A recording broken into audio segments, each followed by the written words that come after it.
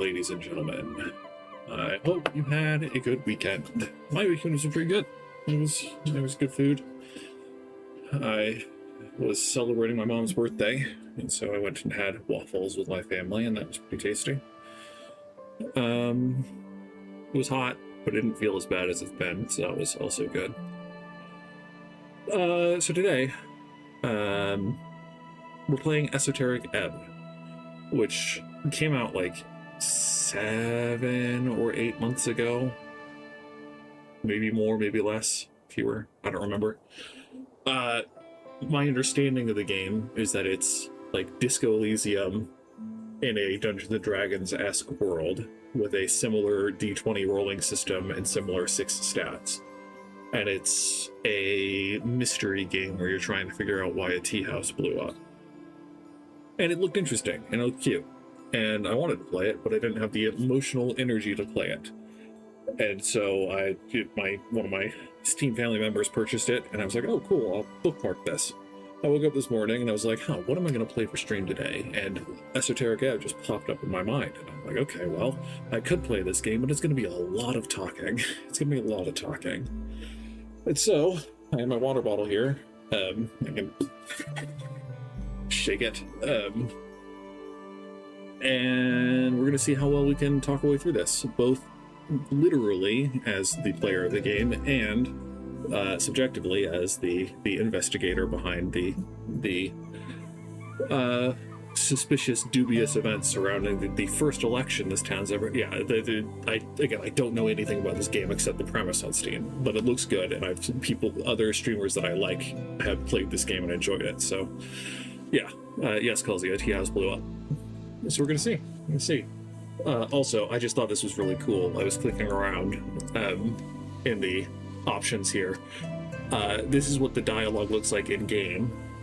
And so this is the creator, Christopher Bodegard. I don't know how you say the A. I'm pretty sure it's like an O almost sound, Bodegard.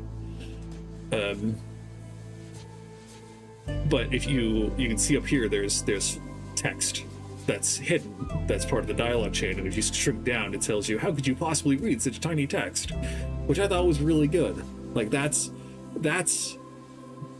creative, and not necessarily, like, charming isn't the right word, but that's affirming to me that this game is probably something that someone cares a lot about and has put a lot of effort into. So anyway, here we go. Oh shoot, dog, I have to allocate stats. Crap, I have to make decisions. Oh, I was hoping it was just gonna be freaking done for me.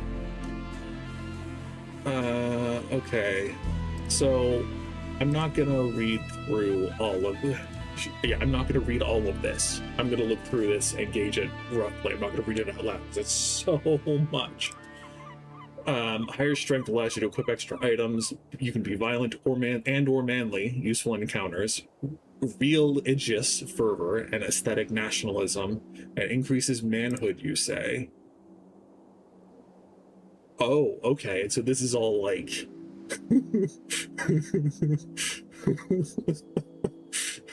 this is consequential for frickin' gameplay things. Okay.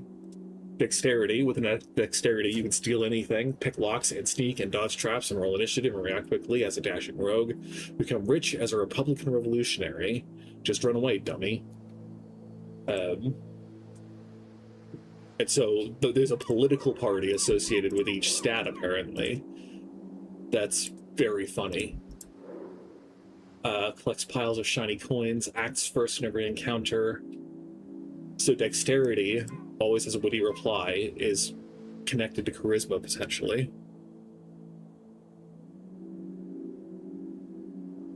Okay, and then always listen to your hungry stomach, the hedonists, a blind manifesto.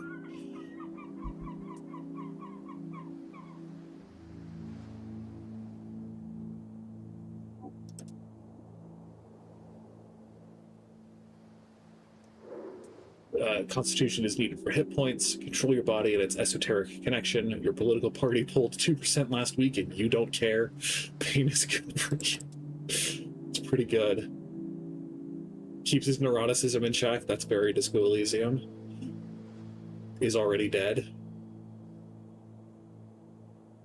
Has no special connection with walls.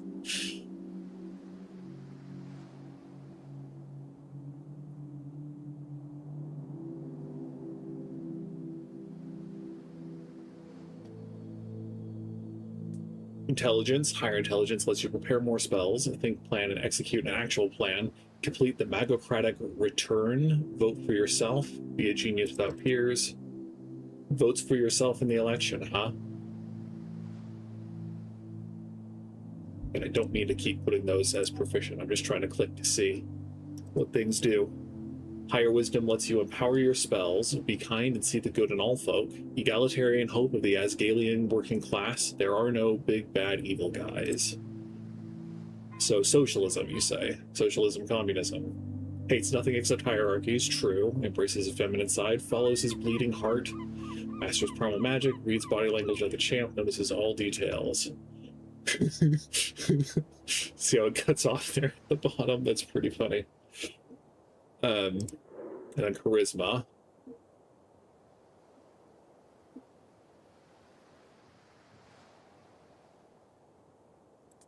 With high charisma, you can get an automatic discount at select stores near you. When every conversation, say the right thing. Say whatever gets people to like you and become an apolitical force of nature. Be arguably sociopathic. Was socialized as a child. Loves to mind control people, sees truth as a suggestion, has no soul. A lowly charismatic cleric is like the opposite of a skilled orator. Ooh, they're all so good. They're all so good. Okay, so our base stats here. How many points do we get? We have a lot of points, frankly, but we're starting from negative rolls. I kind of want to... There are pre-built options. That's fun. That's fun. Yes, more apples, apple boy.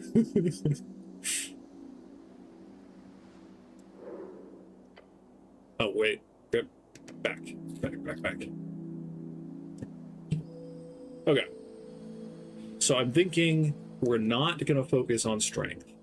I'm not in the mood to do a high strength cleric. I think high wisdom is something we're going to go for. So we're at least going to go to 12 points in wisdom, probably higher. When I play Dungeons and Dragons, unless it's Baldur's Gate 3, I always want to have as balanced a person as I can, because, you know, I have this problem where I like being responsible for things and doing things myself, and so it's nice to be able to take care of things. However, in Baldur's Gate 3, I always dump intelligence because you can get the circlet of intelligence from the ogres, and then I always take advantage of whatever elixirs will help get what I need. And so having, you know, a low strength score but supplemented by elixirs of hill giant strength really makes it easy to build a balanced character. Anyway, so I'm thinking wisdom.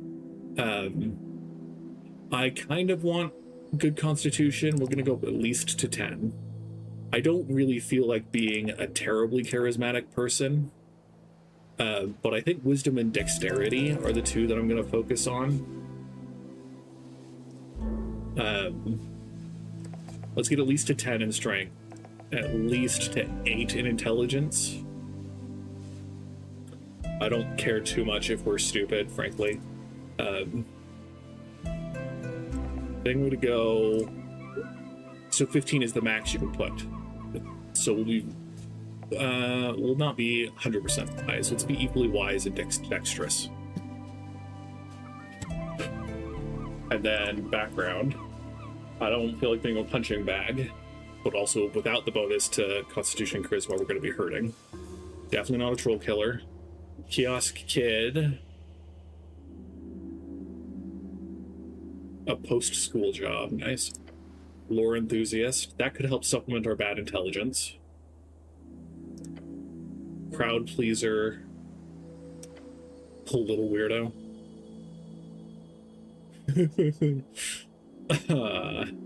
There isn't much that gives you wisdom. It's just the lore enthusiast. Lame. So I'm thinking... Oh, I could be a dead cleric. That's so why doesn't it? It does loop. I just stopped clicking because I'm done. Okay. As gay list activist, Earthguard recruit, the one friend. You really only ever prayed for that one thing during those lonely years, but the gods did not answer, so you learned to manage as always. Tragic. There are a lot of backgrounds here. That's really cool.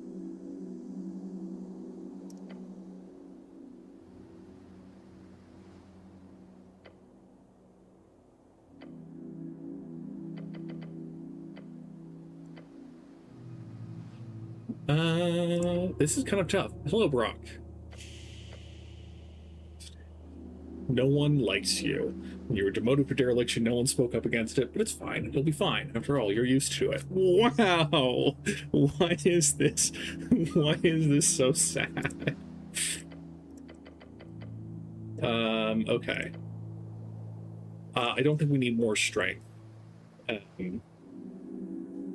So I think I'm pretty okay with the dexterity or the wisdom that we have. So maybe we'll use background to buff up some of our lower stats. I kind of don't hate having a bit more constitution than that.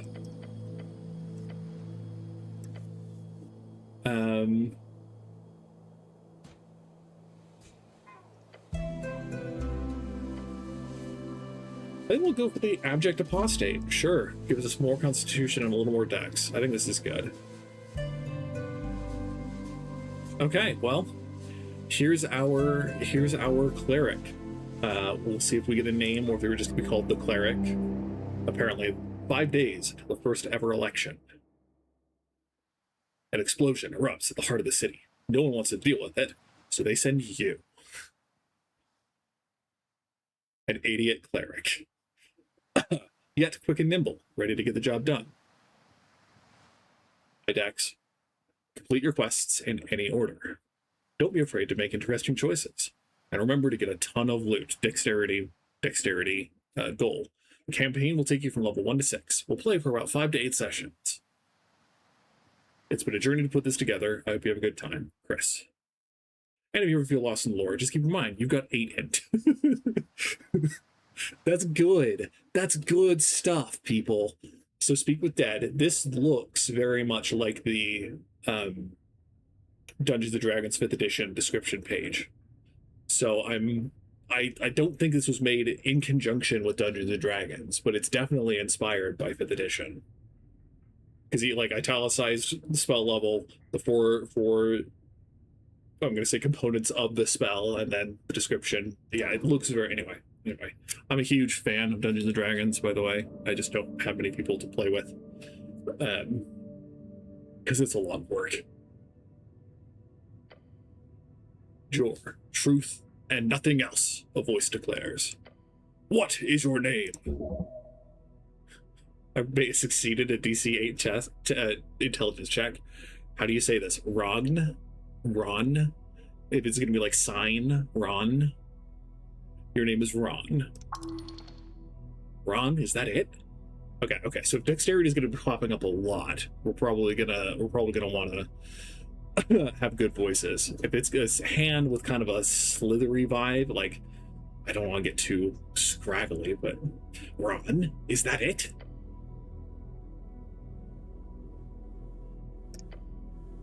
Correct. You answer. Another question from the darkness. What is your occupation? Your senses reach out into the void, a glimmer dangling far, far away. I succeeded, and that's what I get.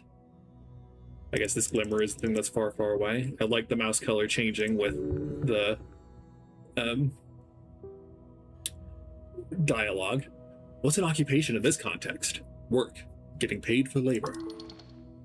This is for sure about your job.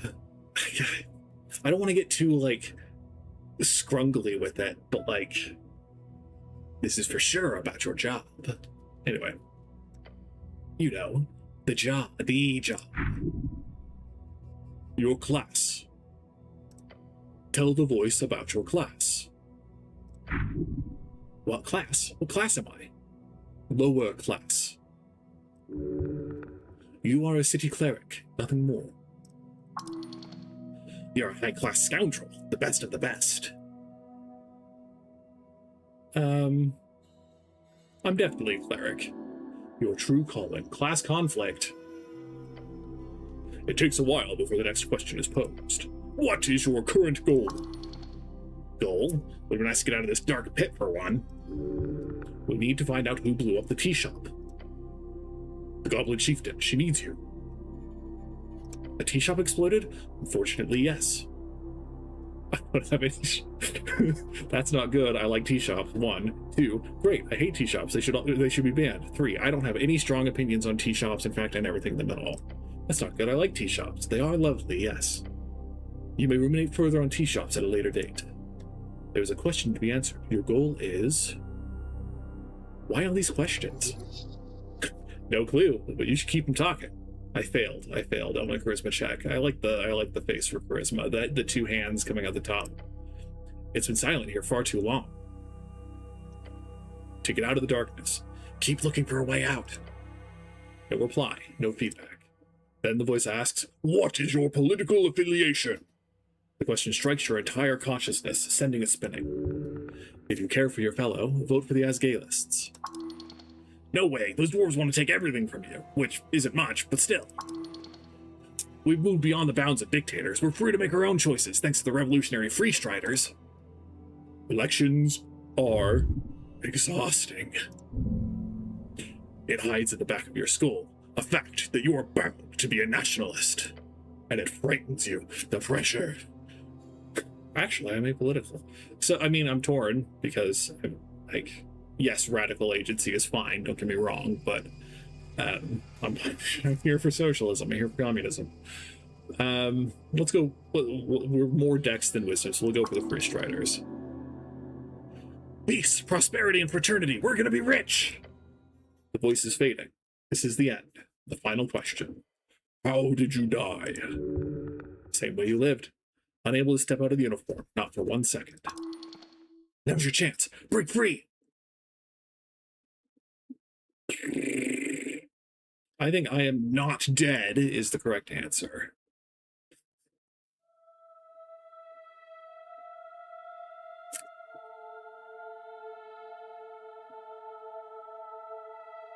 A game by Christopher Bodegard. Wow. That musical intro? Ooh, Blueprints flashbacks. Super hard, super hard. Especially, like, it's not exactly the same, but the cel-shaded kind of 3D model. Sound designed by Isaac Jonsson. Music by Anders Bach, Brian Botts, and Christian Poulsen.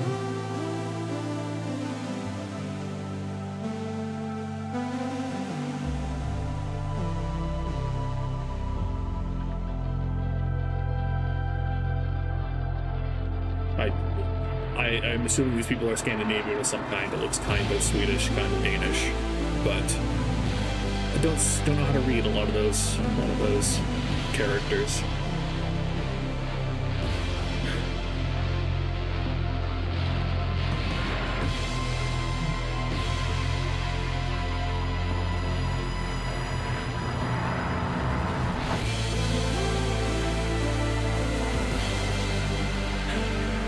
To your credit, Calzia, no, I don't think there are correct answers in this game. I think it's all very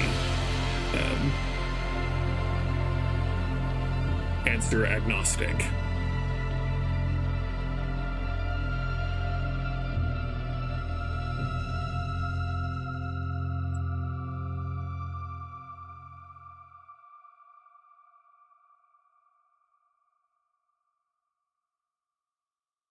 Sorry if that was really loud. It looked pretty loud on OBS.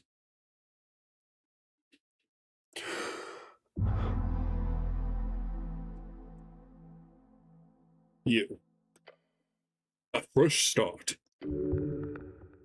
Your heartbeat is loud, screaming. Your body aches. It is stiff, as if you've slept for days. Don't sleep in the armor, dumbass. Ready for your glorious quest to continue? A circular stone chamber, storage for apples and corpses. Those piles of apples. Is this Tolstad? I see. Apples and corpses. Get the out of here. Now, I'm not going to say the F word, sorry. I want this stream to be at least somewhat family friendly. I will say the F word personally, but I'm not going to say it on stream. What stuff? Your hands dart around your pouch in uniform. Panic, sweat, your legs shake, tears begin to form. Deep breaths. Your belongings are surely here somewhere. Hey, I've seen Sable. I've thought about playing it. I'd like to, but I don't own it. Maybe it's in our Steam library. I agree, it does look kind of like Sable. Wait, what's this about a quest? Oh yes, a quest! You're on a quest to save the city! Interact with highlighted words to receive a glossary entry. Quest, a task performed by a heroic individual and or professional adventurer. That was a strength check, mind you. It was a strength check to learn what a quest is. Earth be blessed. Earth, your god. Save the city? Yes, save it from the jaws of democracy. Do I remember everything? Yes, everything is off, but your memory is intact. Your thoughts are scattered, but your mind is fine. Your quest was given yesterday, remember? The tea shop? The tea shop? Yep, the tea shop that blew up. Bye, Calzia, have fun. Wait, how much time do I have? Until the election, duh. Which is in 6 days. Nope, it's in 5 days. No, it's not. What the hell? It's in 5 days. Depends on your definitions. Definitions of what? Time? The patriarch was very clear. Handle the tea shop before election day. You must honor this request and complete this quest. Time only advances when you make new choices and dialogues. That's good to know. So time down here on the bottom right, presumably. Just a job? Ah, so I've done this before. Well, maybe not this particular type of job. Your previous experience lies more in some basic Earthguard militia service, as well as a few years at the towers. Earthguard, the heroes of Norvik, keepers of city law, defenders of humanity, your brothers. Norvik, your home city, founded by your god toward the end of the Coast War, is built upon several layers of ancient ruins. The Coast War, the Great War, a conflict between the Arcanists of Reeds, as well as every other nation connected with them across the coast. A horrible waste of human lives, which claimed millions of lives. There was no honor in this fighting, that you know. A quest? I like those. So I'm gaining experience, but time is passing. So that's something to be concerned about. Good attitude. There's always more around the corner, so look out. Don't want to miss any. So to be clear, I'm going to figure out who blew up some random tea shop.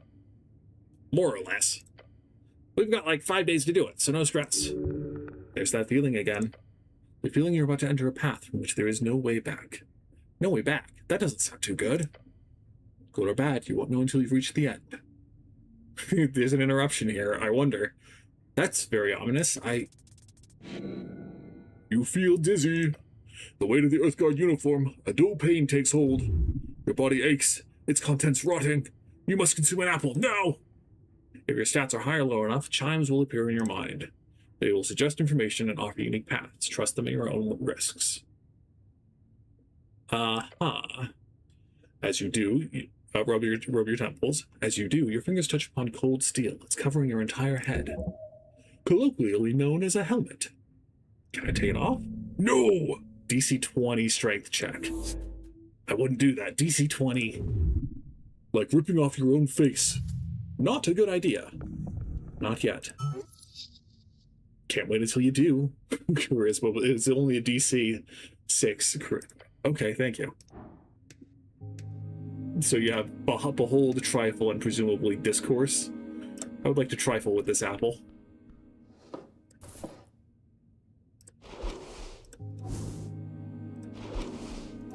Okay, so right-click just takes it out, or stops. I can consume this.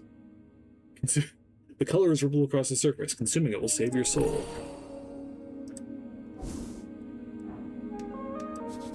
This isn't yours, is it? I will trifle with it, though. Tattered cloak would give me +1 to dexterity and -1 to charisma. I mean, the cloak is sprawled upon the iron slab. As you grab it, you immediately feel the dampness spreading into your gloves. Oh! It is light blue and tattered, and it was once yours. An Earthguard cloak add-on. It has been ripped to shreds at the base, but you could still use it. Please don't. The thing is disgusting. Disgusting. Bring out the water. The filthy liquid falls to the floor of the stony chamber. It smells of salt water. It is still quite wet. It's heavy. should I wear this? No. Of course, you should wear it. A hood is the perfect tool for any decent rogue and or ne'er-do-well. So what if it's a little damp? You'll have to wear it. I'll think about it. You reach for your fancy red pouch of holding. The cloak easily slips inside into the extra-dimensional space with a satisfying slurp. I really love my pouch of holding. Yes, you are very lucky. Of course, you don't truly own this pouch of holding. It is the property of the state. Treat it as such. Shut up. It's yours. You can do whatever you want with it. Now go put on your cloak and rob some people. Reallocate some resources. Equipping items temporarily alters your ability scores. Right. Engage, not discourse. Cold corpse. You stare at the blue rag that's draped over the outline of someone. Check under the rag. Underneath, you find the cold corpse of a human. Human. Tall and beautiful, like yourself. Known as the pest of the coast by those who are less inclined to reproduce like rabbits. Thinning, blonde hair, unkempt facial hair. The DC, difficult to class of a dice choice, is determined by how challenging that roll will be for you. If you select a dice choice, then you roll a 20-sided die. If you get the same or higher as the roll, then you succeed on that. Sure. Success. There's something strange here. This is no regular gentle repose. Look close, but do not move the corpse. Harsh scars cover the skin. Signs of being either a hard worker or a careless worker litter his skin. Cause of death appears to be not directly visible. No blunt trauma either. Considering his age and the shape of his body, this man most likely died of a common disease or internal failure. That's pretty broad and vague. Unless you're willing to start cutting, that's all you'll get. Except... what? There's also a marking on the right leg, a circle with a cross inside it. 300 pieces added. I got gold for that? You recall, this is the making of a PR, potential revivification.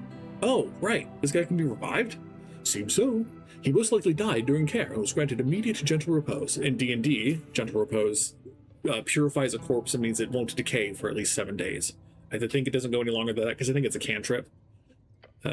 However, he clearly did not have an RF, a revive fund, nor did he have family members with enough ready cash. Or perhaps he was just an unlikable fellow. Who knows? Fair enough. You cover up the corpse and move on. So I could cast Revivify on this guy, right? Potentially, yes. Who was this guy? His hands are calloused. He's built like a sarcophagus. Just a man. A dead man. An honorable dead man. If I'm playing dexterity, it would be okay to loot him, right? I'm probably not going to, though. Why is he here? This is a morgue, a lich house, clearly. Corpses are kept in cooling places like this before cremation or burials. The apples make it hard to believe, but yeah, must have been one hell of a deal to put those two together. A vase of leaves. I'll trifle with this. Pick some incense. A divine shrine covered in apples. Sure, let's talk to the divine shrine. The ruins fill your senses as you approach. The color is faded. This monument is hollow, void of all life and divinity. And worse, it's covered in rotten apples. The sacred shrine left in this state? It's an insult to Earth and all of his people. Indeed. Yet you are very much aware that this is not the worst you'll see. You'll have to fight hard to keep Earth's dream afloat. This city is lost, but it is not yet lost. How poetic. You're also aware that this city is very much in need of change. Change from what? An honorable lifestyle? A peaceful city for humans to prosper in? Change from stagnation and a mire of decay. Earth's crusade brought triumph. The corruption brought after his fall is due to exactly that kind of filthy rhetoric. You're certainly going to be wrong in your opinion there. It does not take long for you to remove some of the nasty apples away from the front of the shrine. A small improvement, but big in heart. Can I pray here? To what exactly? To Earth, of course. There are many gods listening to our prayers, always. Just remember that they might not respond so clearly. I'll pray to Earth. You may pray as you wish. There's an internal element to it that is underappreciated. These old things are still around, huh? A remnant of blindness and decay.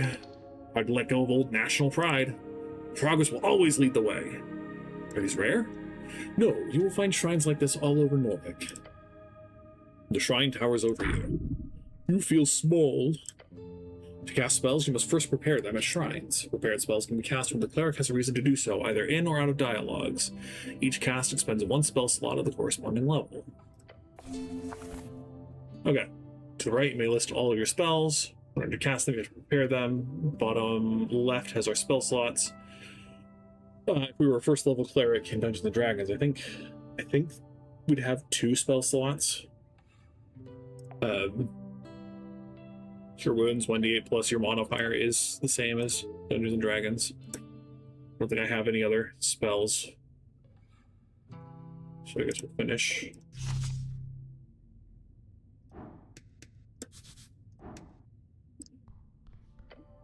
You stare at a pile of apples. Apples are good for you. Could I eat my way through this pile of apples? You can certainly try. You are not capable of carrying such a tremendous burden. It would lead to death. And don't waste your time here. At the very least, don't eat the less fresh ones. Ability checks, roll a d20 with your modifiers to get a unique outcome. The DC difficulty class is often impacted by your choices, big or small. Remove the bad apples first.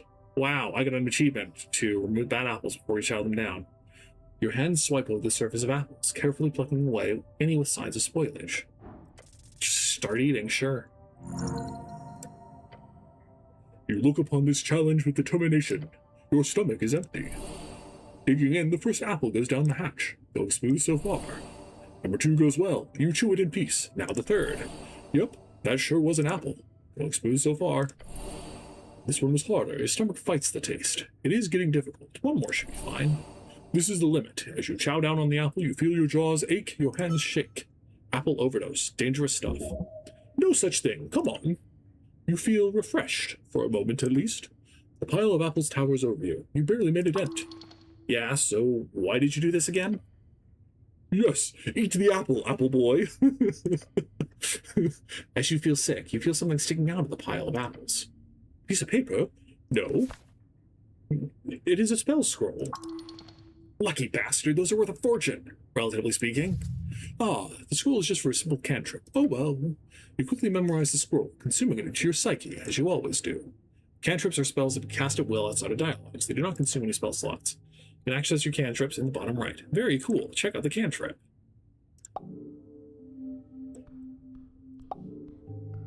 So, is this the spell scroll that we just picked up? Divine scripture where it does not belong, huh? Shield of Faith.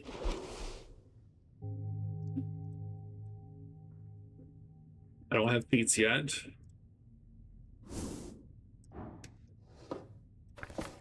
Memorize Shield of Faith. Okay. So I can come back here. It's going to take another minute to prepare spells, but let's do it.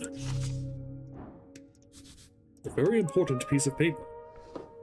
A voting card that gives me -2 intelligence, huh? That seems interesting. This one looks good. A guy. He looks indecisive. You approach a shambling man by the apple.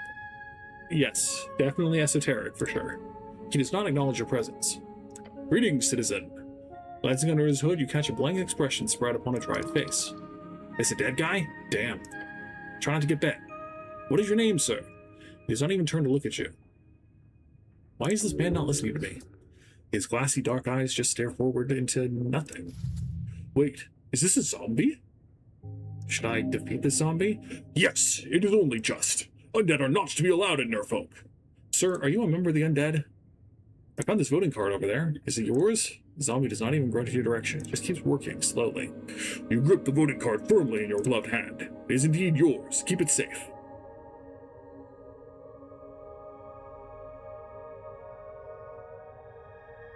The Free Strider Revolution will be good for the city, don't you think?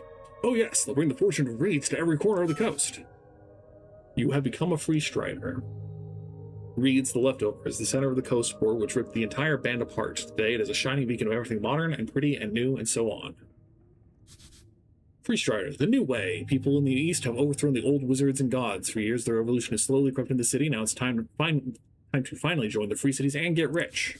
Wizard, a book-learned arcane spellcaster, typically plays Jor's strings by memorizing and executing esoteric rituals and chants. Esoteric, the magic of Jor and his strings. The coast is infused with it. Jor, the name of your realm.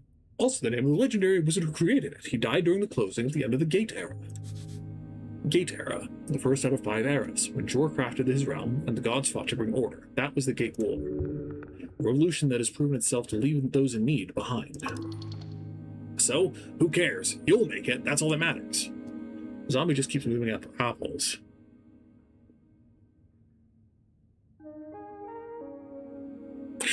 Okay, I don't know if Earth is doing labor laws, I am kind of in favor of labor protection laws.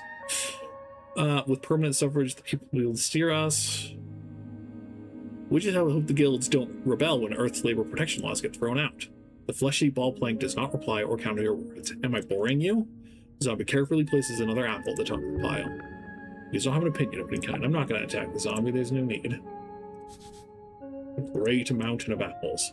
If I did attack him, I could probably explore over there, but I don't feel the need. Can I can WASD, and I can shift to sprint. That's so good. A spiral staircase. Ancient architecture. Look at how much there is. Good morning, cleric. You look like you have normal ears, but you give the impression of a vampire at first glance. Mushrooms, probably edible. I mean, you're not gonna look askance at me. The red eye of Earth, and Jor left his mark across the bands today as a universal sign of magic. Viskin, local mortician. I don't read runes, unfortunately. I learned Old English, but I learned it with Aramaic letters, so... Oh, so these are the different things that we can behold. Okay, that's really cool. So he's a level 17 entrepreneur, huh? The Pale Man handles corpses in a basement, a typical self-employed city contractor. You remember hearing about this man? He used to be a dentist and a surgeon. I mean, vampire, we're not ruling it out. The Pale Man sits hunched over a stack of forms. Busy at work, his pencil slowly filling out line after line. On the top paper, you see an icon of a serpentine drake. That symbol, it's on a lot of official documents in the city.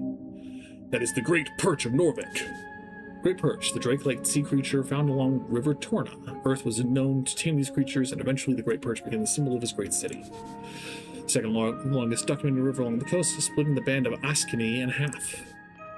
Askan, one of 8 bands along the coast. It is a cold mountainous realm. It is your home, also referred to as Askani. Up and about, are we? Wonderful. I am Viskin, the local entrepreneur and proprietor of this lich house. It appears you don't really belong here, but if there is anything I can do, cleric, just let me know. Cleric, a servant of a god, deeply devoted and spiritually connected. Typically a divine spellcaster given power through their deity. Divine, one of the 3 pillars of magic. It is represented by the sacred, the faith of all folk, their souls, and is granted by gods who once walked among us. He smiles at you. Yet his eyes say something else. Look around the room. Dimly lit and damp, a musky stench lingering in the air, you see books and flasks and stone altars around the circular chamber. There are several corpses present. I woke up below. Yes, I know. As in, next to a bunch of corpses. In full armor. Both God's finest. Why? He puts down his pen. I'm afraid to say you've been through quite the turmoil, cleric. I died, didn't I? Those fishermen who brought you here certainly thought so. Not that I blame them. You weren't exactly in prime condition. You never are. River Takey added. I'll have to check that afterward. They caught you in their net, believe it or not. Such a strange tale. Keep asking questions. He loves the sound of your voice. Where can I find these fishermen? He ponders your question. I did not ask for names, sorry to say. Perhaps Waterlane? Let's just guess. Waterlane, the largest trade port in Norvik, located in a massive tunnel piercing the center of Tolstad. It's a so-called marvel of dwarven engineering, and it's the reason so many people commute to Tolstad over the many bridges. Considered as one of the greatest crafted wonders of the world. Tolstad, a sprawling island fortress in one of 5 districts in the city. It sits in the middle of the river Torna, home of Jor's Pillar, a sprawling tunnel network, and Waterlane, the greatest trade hub in Askani. You are on Tolstad right now. Either that or the local tavern. I hope you find them. I don't know if I want to waste time talking to this guy who doesn't want to talk to me, so I'm going to say I have other questions. Do you now? Ooh, I can't reach that without a D20.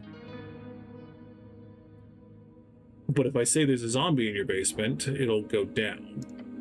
Oh, how quaint. That's not an appropriate response. Apologies, cleric. We're closely connected with the city below. The undead seemingly wander as they please. City below, short for the city below the city. A phrase to describe the incredible amount of tunnels and ruins below Norvik. Lots of monsters and stuff down there. Also riches, if you delve deep enough. A quick movement in the lower left cheek. His expression actually changed. Don't trust his words. However, I will have to take this up with Lady Sageleaf. I pay good grounds for HWBT protection. HWBT, the Halfway Bridge Tribe, commonly called the Halfways, one of the 3 goblin tribes in Norvik, and arguably the most influential despite their small size, led by Lady Miska Sageleaf, with their headquarters in the Goblin Garden on Tolstad. Goblin Garden, a dwarven-built citadel sitting at the southernmost tip of Tolstad. It is now a goblin sanctuary and greenhouse. Goblin, short and green, got claws and fangs, little monsters. They've got 3 tribes in Norvik and are considered somewhat civilized. Oh, so it's all a misunderstanding then. The underlined text was underlined for attack the zombie as well. So I think this might cause a fight, and I don't necessarily want to fight a vampire. I'm a bit of a coward, if you can't tell. You don't seem very alarmed about this. A stray, undead creature will cause no trouble here. Gives you a rare smile and turns the kobold by the stairs. I don't know how you say an accented O like that. Isn't that right, Ost? Yes, master. Great to have cleared that up. I have some more questions. I require assistance with some things. Of course, cleric. Anything for the city. You called me cleric, makes air quotes. I did, yes. I am the cleric. Good for you. Lead a little further into being a cleric. Gain 10 XP. Although I'd love to ask, what type of cleric are you? Yes, if you are a clergyman, you might run a congregation for a local religion or deity. Holy man on a holy mission. And there are clerics of the bureaucratic variety, city officials speaking for the religious state. You, however, must be an arcane cleric. Arcane, one of the 3 pillars of magic, is represented by the forces that make up all esoteric events. Those who play Jor's strings tap into these powers, programming the laws of existence, their whims. And Jor's strings is the ley lines of esoteric power that holds the realm together. Am I an arcane cleric? Am I a boring bureaucrat? No, I am a basic clergyman. I see. Many say religion is dead on the coast. He gives you a slow nod. Perhaps some still lingers. He does not see that as a good thing. I don't know where to go. I don't know how to say that. Your shaky voice makes you sound positively vortviv, lad. Complete and utter despair of flesh and bone. I don't mean to tell you what to do, cleric, but there's a certain rumor that our local goblin chieftain is waiting for you. Goblin chieftain? Lady Miska Sageleaf is her name. She's down in the Goblin Garden. Of course you've heard of her. Lady Sageleaf is quite famous. The name is spoken of both reverence and fear. Dragon of Tolstad added. They call her the Dragon of Tolstad. She sounds scary. She is. Treat her with respect, cleric. His eyes say, for your own good. Lady Sageleaf is a powerful ally. I would even go so far as to call her de facto lawkeeper on this island fortress. A sliver of genuine tone slips out. He has great respect for this dragon. Wait, is this part of the job? Talking with some petty goblin queen? You may find her at the southern tip of Tolstad, the pale man says and keeps scribbling on his papers in front of you. I don't think I need to know about spellcasting. We'll see if that comes back to bite me. That's all the help I need, thanks. Great, anything else you want to ask?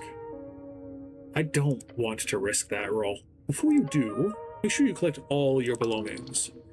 He gives you a quick inspection with his dead eyes. Too quick, like he's trying not to show his interest. What belongings? Quite a lot. Your uniform, your cloak, and also a voting card. A peculiar voting card. Every party had been marked on it. I'm assuming it's yours.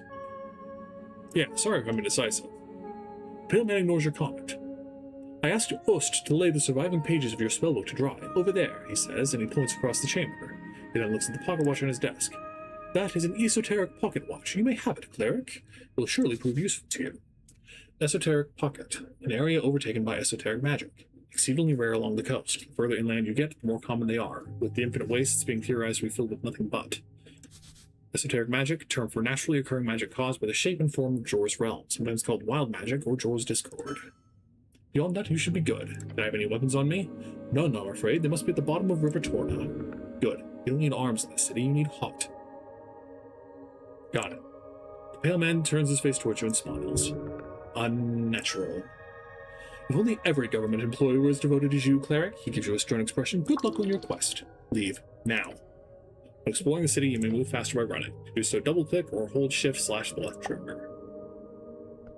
Okay, so our spellbook is here.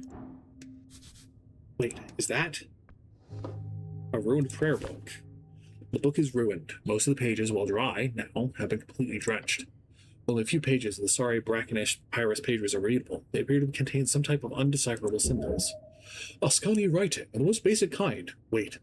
Oh no. Someone has attempted to try this to the best of their ability. No, no, no! By Earth. This is your prayer book. So many hours wasted. You have to rebind the whole thing. It is ruined. That'd be expensive. Let's get your hand on a new one instead. A chant book is able to sustain humidity, not underwater excursions. You should have protected Earth's chants more carefully. What a disgrace. Stone slabs are designed to slide along the iron beams. Interesting. Tray of old incense. Some are still usable. We'll take some more incense. There's a book here. Thick tome lies upon the iron slab. You flip the tome open. There are fine and handwritten letters scattered across the pages.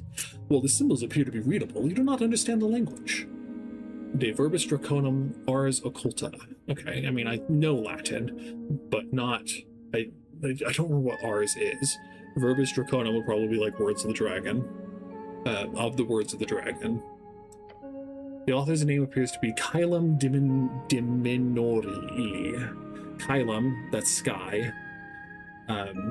Who would have thought that there'd be 2 games we play in a row where Latin comes in handy? Diminor. Anyone who uses this term for anything modern is either anti-free strider or lives under a rock. Right, I need to get my hands on comprehend languages. Right, it is a spell you use to keep prepared all the time. Find a spell scroll, maybe you could buy it somewhere. It's fairly common. No, you have no idea what this means. Okay. Ars is art. Noted, noted. Human, thou cause no trouble. Dexterity to behold. Okay, we're good at dexterity. Not good enough, apparently. This one is quite hostile. Stay on your feet. His expressionless eyes seem to keep watch at all times. He's obviously determined where to strike for you to die as quickly as possible. How humane. So I'm not going to open that chest. Heaven forbid, I'm not going to open that chest. Your fate one day. I'm not a very good rogue. I don't want to steal things, man. Especially not from the dead. Okay. So, it looks like the way out is up. Voices upstairs, and the smell of salt.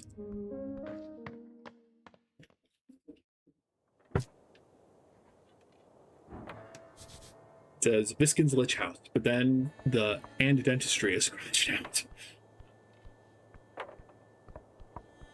So I'm guessing these dwarves are part of the whatever collective. Alphaz BE. Okay. He stands by his ideals with his gut and little else. Push for his respect. That's his way. Around the amphitheater scene, you see a number of dwarves hard at work. They're constructing a banner of some kind, carrying a bright green flag. One of the dwarves stands to face you with a furrowed brow. I can't do. I've tried to do the Scottish dwarven accent many times. I'm not going to try it now because it would just be embarrassing. He appears to be in a staring contest with the orc on the other side of the theater. Oi, Mr. Cityman.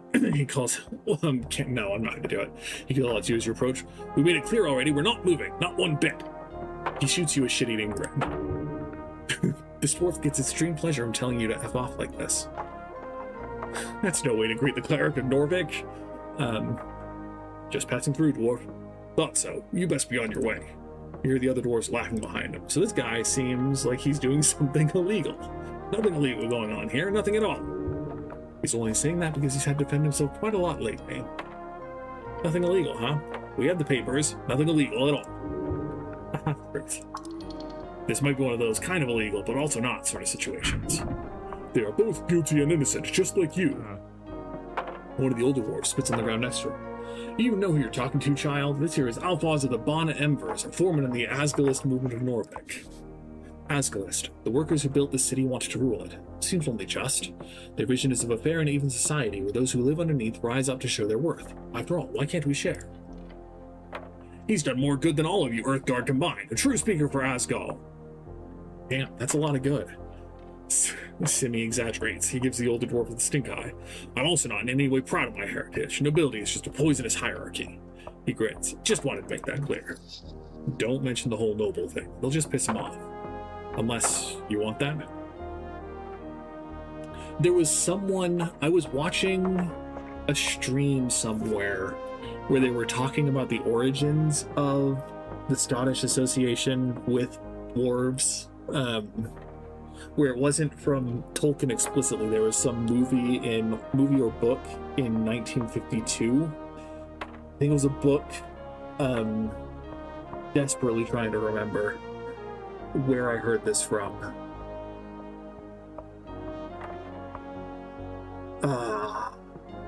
Anyway, more popularly, surely Gimli in Lord of the Rings movies is a huge Scottish association for dwarves, but I think it's been around for longer than at least the movie adaptations of Tolkien, because I've read Lord of the Rings in like 5th grade, and so I don't remember the writing per se. I don't think he wrote them with Scottish dialogue. I don't think he did, but I could be wrong. Anyway, about this Asgal. What about him? Asgal, Ashmask, is a very controversial figure in dwarven myth, as well as history. Who is he? He's taken aback by your question. He's Asgal! Asgal the Great, the Kind, our liberator! Ah, so he's a big deal? Big deal! He shakes his head. He was a man, a dwarf with conviction, to break the tyranny of kings. We're here as keepers of his legacy. But ask, though, is this a religion? Most certainly not, he scoffs in your general direction. Is it a cult? I don't know who you've been talking to, Mr. Cityman, but let me assure you, Asgal was no god, or demigod, or anything related to it. He was a simple man with a dream of a fair and just society. Nothing more. Ouch. Sore spot. He is infuriated, but not because of you, because he's had to defend this position many times. It said a push. Piss him off, so we might be able to, like, our charisma score is really low though, so I don't know. I think we'll just say have fun and go talk to the orc that he's had a staring contest with. Something is inside this old vase. Take more incense. Oh. Also, okay, so this is like our quest map.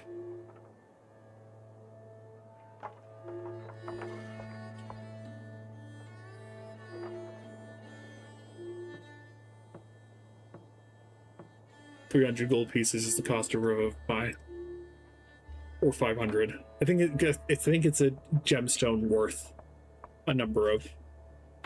I thought it was 500, but it could be 300. So we're definitely gonna go see Lady Sageleaf. So we have the record of our class options.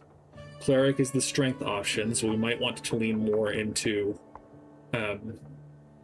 dexterity, but Free Strider, yeah. This is really cool so far, though.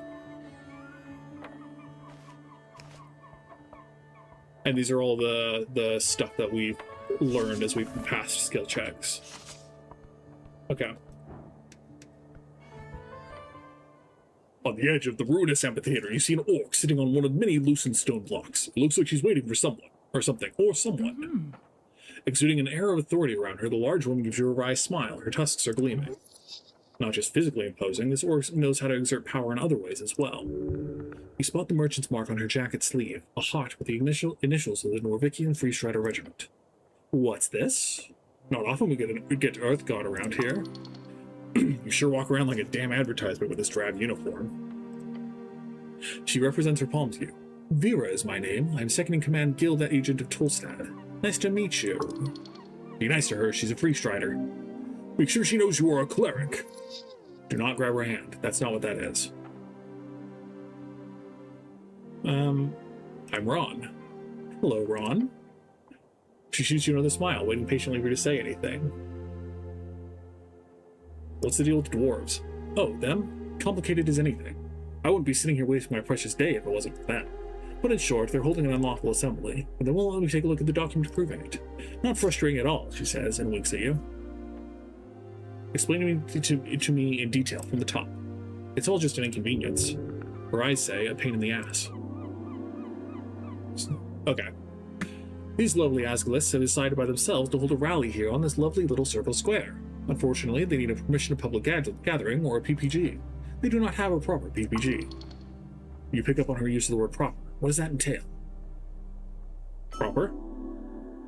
She scoffs. It's marked for last week. It's expired. She's not lying, but there's something else. And you're just sitting here because... Simple, really. These dwarves are ignoring my call to disperse, so I'm here as a witness. If they don't leave by sundown, they'll be fined and or arrested. Why don't you just come back at sundown? I would, if it wasn't the fact that I need to witness the entirety of the trespassing. Since they were served during the morning, if they do not disperse by sundown, they will be inflicted with an entire day's worth of fines. I'd have an assistant to do it, or a secretary, but we're stretched thin as it is with the election coming up. No, I'll just sit here and smile politely. You catch a tired frown slip past her facade. Arrested by whom? She gives you a smug grin. You, perhaps? Monopoly on violence here on Tolstad is more of an oligopoly. It'd be a roll of die to see who gets employed to handle these rude dwarves. Maybe some goblins. The city of Norbik also allows us to employ mercenaries for extra legal enforcement, but the company likes to avoid that in most cases. As you can imagine, mercs tend to lack that finer touch. There is something shady about this.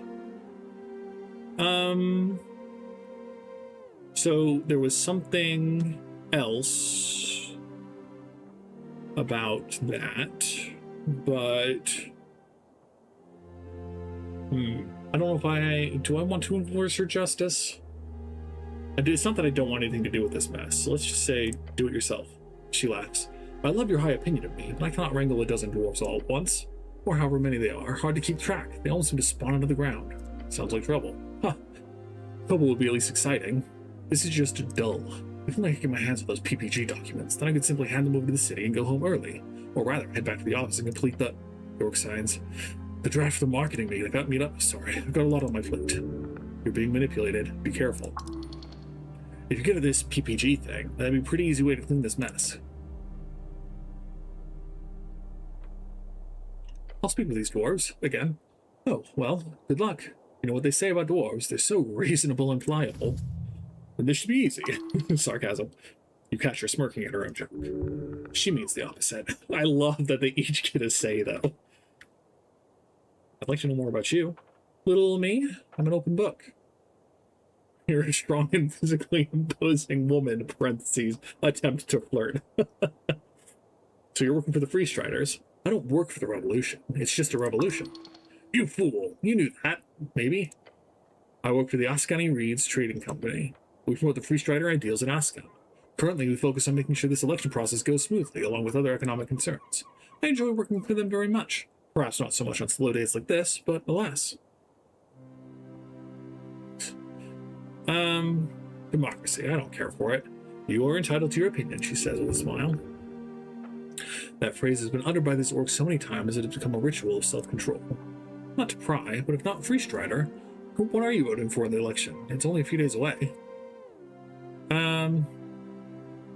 Asgalism is the wisdom option, I believe, so I'm gonna say that. Oathguard and Asgalist, what a combination. I'll be honest, this is one of the reasons I took this job, speaking with individuals such as yourself, hearing what they have to say, so thank you for that. She's being genuine. What is it like being an orc in Norbik? My kind is quite rare, so, she mumbles, her gaze trailing off to the horizon. Some sadness, loneliness. You feel terrible for her. The occasional comment does sting a bit. I've gotten used to it. I know what it's like being discriminated against. You do? I'll be damned. You don't mind me asking, how exactly? Members of the Holy River Order. So, our background was the, what's the word? 2 A's. something apostle. Can't check. I mean, it's possible because we were dereliction of duty. It's possible this is true, but let's see. Members of the Holy River Order are a minority in the city. Technically true. She laughs and smiles. Earthguard, you truly are an enigma. Where are you from? She doesn't answer you at first, and instead she looks away from him and smirks. She's thinking I'm messing with you. You mean because I'm an orc, you can't be Norvikian? She says, looking at you with a stern expression. You know what I mean? I do, she says, giving you a warm smile. Yeah, I mean, if I could do non inflection accents, then I would be more confident doing that. I currently don't have the guts or the experience to mess around with that. But I mean, she's pretty cool so far. I'm from Blood Lake Bay City. I ran with warbands when I was a girl. She could crush your skull with ease, and that's a bad thing. Took me all around the coast, she explains, far from the cursed plains of Feltyre. Feltyre, a land of elven ruins with magically fertile lowlands between. In its center sits Blood City Bay, the largest city on the coast, built out of the corpse, or rather just the head, of a Gorgorian, and that doesn't have a thing. What's a Gorgorian? We were hired during the Third Revolutionary War in Reeds. When it was over, I stayed behind. As she speaks, you see her eyes glimmer. All those memories coming back to her. She's seen a lot. Those were the days. I am not going to attempt to flirt with that line of dialogue. So, I'm done asking questions about you. I'm silly me, talking about myself all the time. What about you? Ooh. I am a literal walking corpse is technically true. We'll go with I'm not important, parentheses, stare off in the middle distance. Saying it like that makes you sound like anything but. Nod your head and leave. Okay. Yeah, she's pretty cool.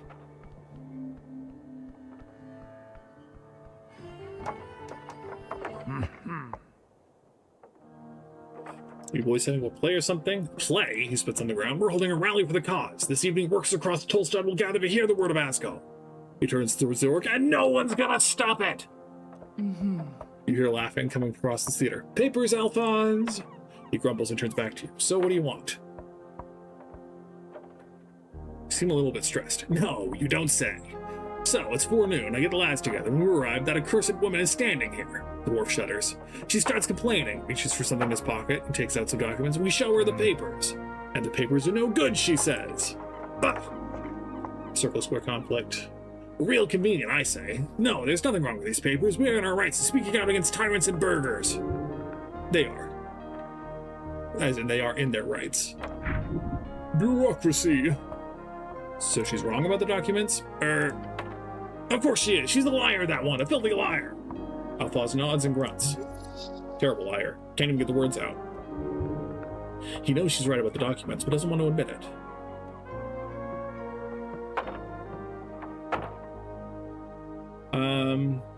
Isn't it macabre to hold a rally on top of a morgue? Morgue? The dwarf grumbles to himself and glances over to Lich House stairs. I thought it was a dentist. Fair assessment. No matter, the Asgard movement is not afraid of death. You hear laughter from the orc behind you. Big words, Alphonse! The dwarf grits his teeth. Damn orc! Spoke with Agent Vera. Make a decision. Really now, what did the word say? The dwarf is pulsating with a surge of masculinity. This might be the start of a fight if you are lucky.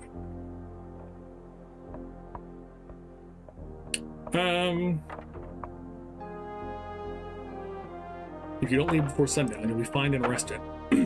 Oh yeah? Will you do the honors then, Mr. Cleric City Man? You hear chuckles among the dwarves.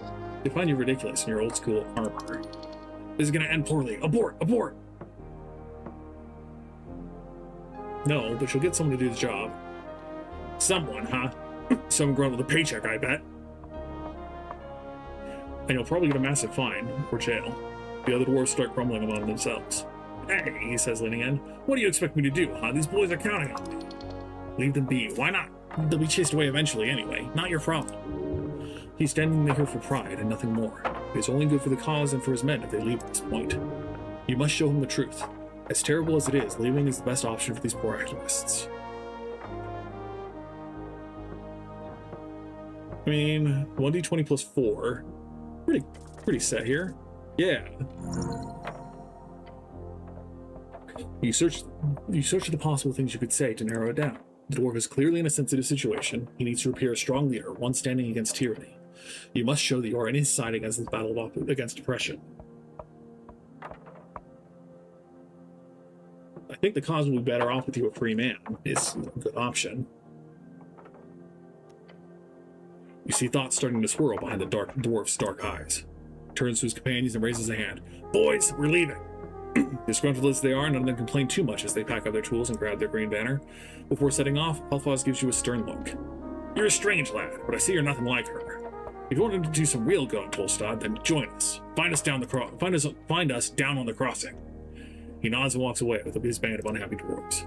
Finally got rid of them. Phew, let's go talk to the orc again. Ooh.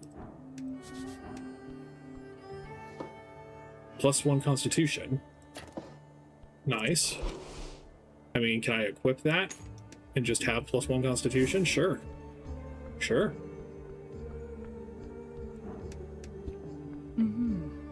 I have to say, with all due respect, well done. Right, dwarves. Yes, I saw the whole thing. The whole thing.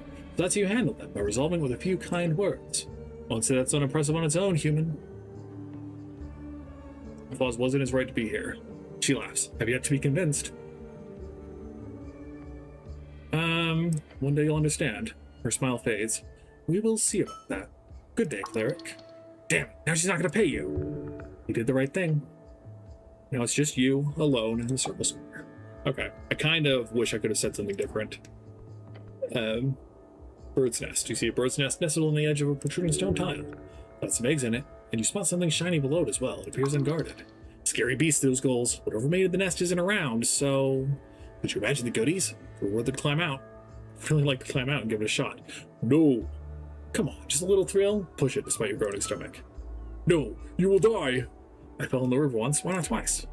Your gut twists at the thought of tumbling down those red rocks. Stop this, you have nothing to gain. Nothing? No, that's just not true. Your job is self-preservation. This is not it. Self-preservation becomes a lot easier with coin. Gotta risk a little to gain a lot. Nothing here to gain except another death. Boring. So very boring.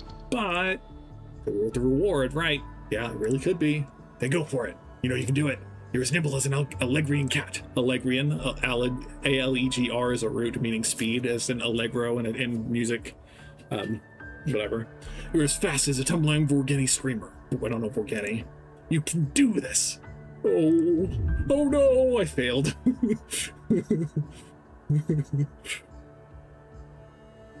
Screw it, man. You begin the climb. Hands gripped around the ancient stone, feet slipping, eyes searching. Can you reach? Of course you can. You can reach anything you set your mind to. I mean, DC 14. We have at least a 50-50 shot, right? Hey. Yes! Just barely within reach, you feel the shiny object in your palm. Yes! It lies in your hand, teeming with energy. Esoteric might! Aberrational force! You return to solid footing. Hells yeah, enjoy your loot and leave. Obsidian amulet, a weird stone that has been polished into a fist. It's grappling with a tentacle. Who made this? And what nefarious purpose? An advantage against aberrations is cool. And +1 to both Constitution and Charisma. That puts us to a +1 to Constitution score. That's pretty good. There's an imp reading something.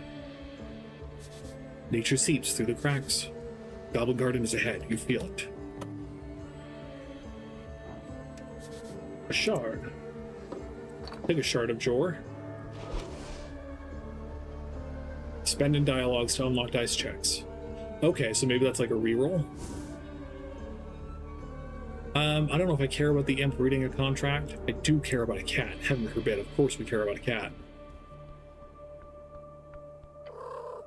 On the ledge overlooking the garden, you spot a black cat. Calm as can be, it doesn't even care that you stomp him next to it.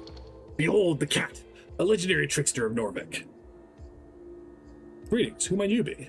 Black cat lifts its head up. Its dark eyes squint at you for a second, sniffs in the air, and then ignores you once again. Wisdom comes from knowing when to act and when to not.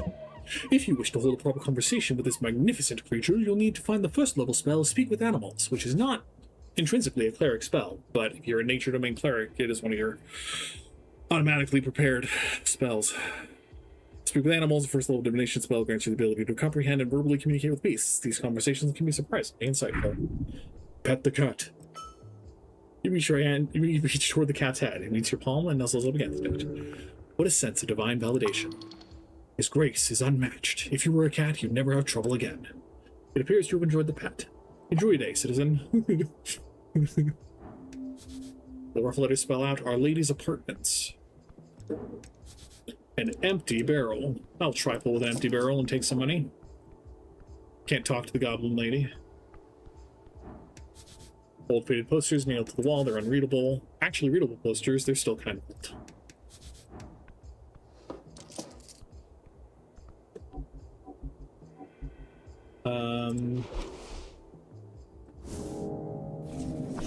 Journal had the map. So... Okay. So we head over and down. This is probably where the...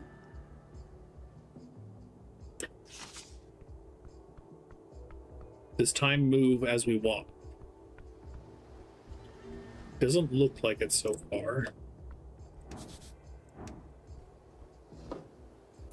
Incense and more money. Another goblin.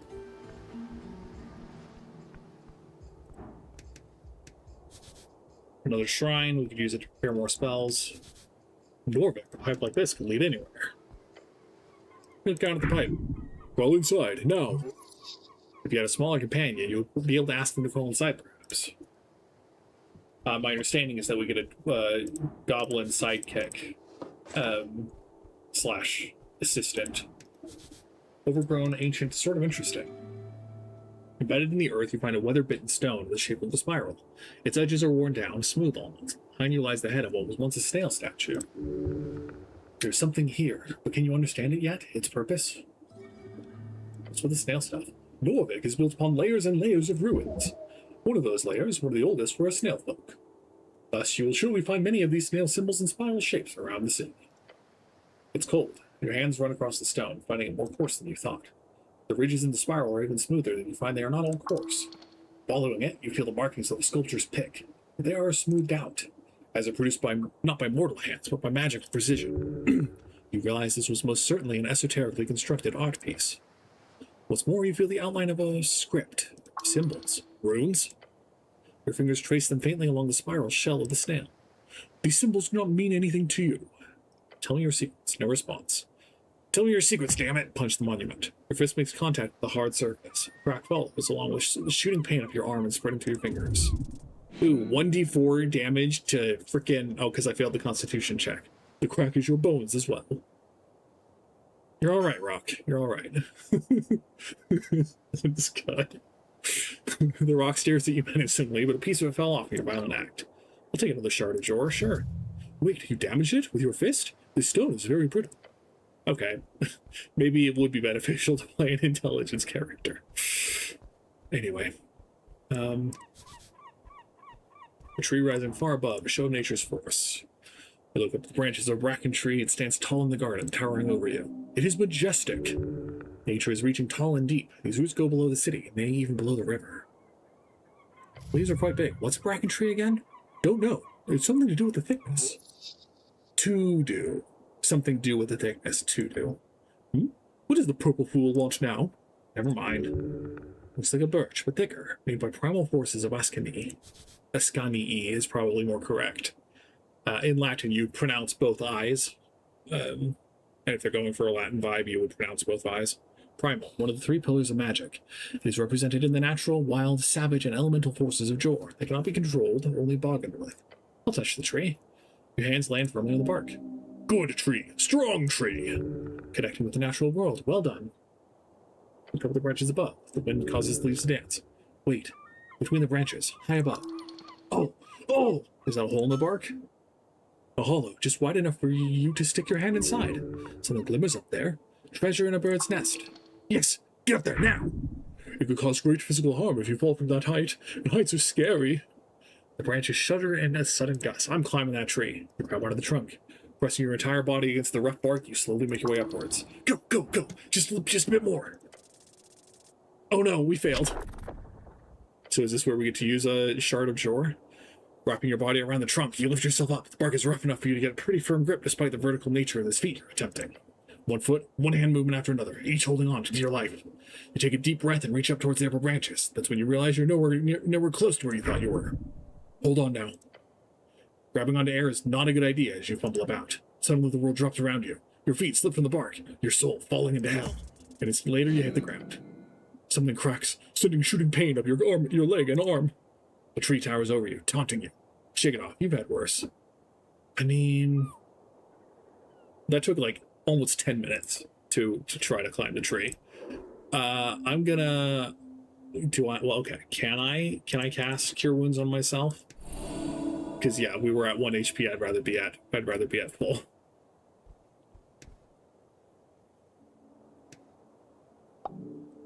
How do I hide that again? Thank you. Okay. Let's at least go talk to Goblin Boss Lady,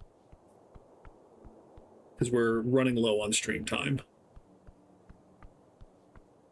Bikes in this world?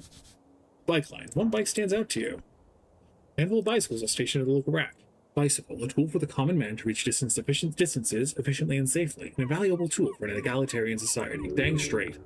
There's a stillness here, an uncommon sight at the heart of the city. This particular bike is yours. Where's the key? Not here. Did you lose it somewhere? Getting the key be a quest? That does sound like a quest you would get. Sounds like a shitty quest. Find the missing key. The mystery of the bike key. Something like that would be perfect. No quest to be found here, just sadness. Damn. Hold on, when exactly did I come to Tolstad? On the 21st of March, evening. Then you fell. This is as far as you came. The pain, sudden and striking. The hair at the back of your neck stands on end as you sense the sudden shift. Do I recall anything important? You chained the bike, you stood up, then pain. No. A shove in the dark, swift and deadly. I stumbled over the stone railing? Yes. And you broke the shit out of it. That's it, that's all I remember. Yes. You lean in and take a closer look. The rusty chain seems brittle, but wrapped so hard around the tire it would be annoying to get off even if you had the key. You should take better care of this magnificent bike. Good! No one will take your bike! Not even you, apparently. Wait, this is my bike? Sure is. Best way of travel in Norway, except of course on this godforsaken island fortress. Cool, so we have a bike. A dwarf or halfling? Sherba, probably Sherba. 8, 9, oof, so we don't even get to see the second line. A girl born from an Asgilist wave in an Asgil household from a fallen Asgil state. She's an Asgilist. Maybe she. The dwarven girl gazes around the halfway bridge before her eyes land on you. She does nothing for a while, just staring at you. No reaction on her face. Believe it or not, I'm actually a cleric. Huh? Let's lean into being a rogue a little bit. I'm a rogue. I like stealing things from people. Not from you, though. You don't seem to have anything valuable on you. She stares at you some more before saying, You can't steal from people. That's illegal. Says who? She looks around, clearly nervous. You're worrying her. By your presence alone. I'm waiting for a friend, but she hasn't shown up yet. I'm getting worried. Get excited about a potential yet very minor quest. How long do we got, man? Good luck with that. Sorry, lady. If I play this game more / again, I'll help you next time. Halfway bridge connects with the palace and the rest of southern Norfolk. They said that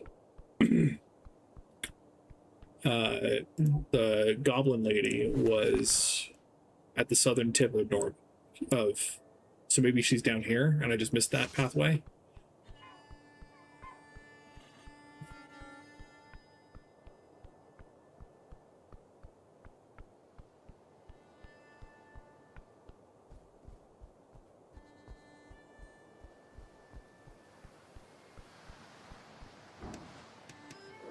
Snell. DC 25, huh? This guy seems sketchy. Oh boy. We're so bad. This goblin gets shit done, no matter the odds. It's highly competent, but with a craving of validation. Just the way, look at the way he dresses himself. I think this is our friend. You find a goblin standing at the tip of Tolstad. His clothes are fit for a Reedsian tailor, and his haircut is a fit for an Ascani nobleman, a superficial element. Behind him, a vast view of the mouth of River Torna. The goblin cares much about looks. You catch him immediately glancing at your outfit. Let me guess. What is he going to do? He's not going to be fabulous per se, I don't think. He seems more suave than that. Let me guess. You're the cleric. Taking you for granted, this goblin needs to learn humility. Yes, I am the cleric. That's me. He nods, looking tired and annoyed. The path of being a cleric is becoming even more familiar. I'm Snell, runner and handler of the HWBT. Old lady's been waiting for you. This old lady, you must be his chieftain, the matriarch of his tribe. Greet the goblin kindly. This is the beginning of a great cultural cooperation and exchange. Nice to meet you, Snell. Perform a traditional goblin salute. Sir, what is that? Just like holding your hands up?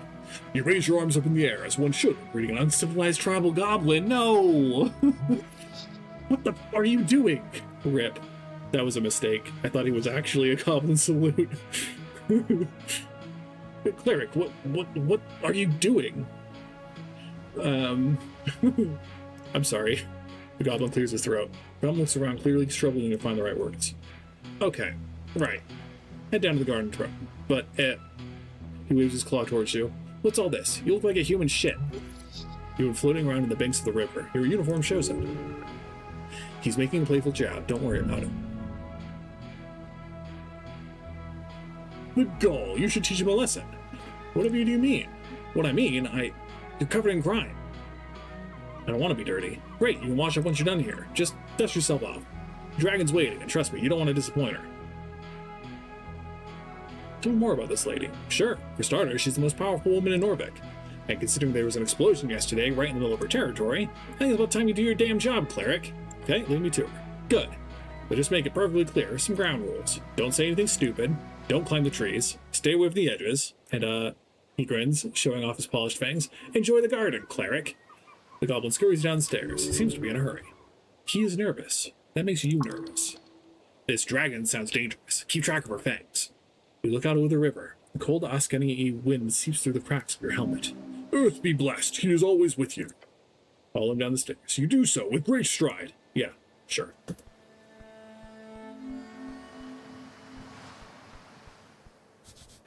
These railings follow the Safety Councilman standards of 22. Dank smell from below. I'll cast my own light, thank you.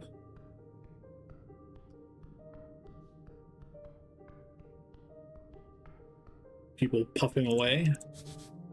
And ask of ingredients, you can surely take some. I don't know if I want to take things right away.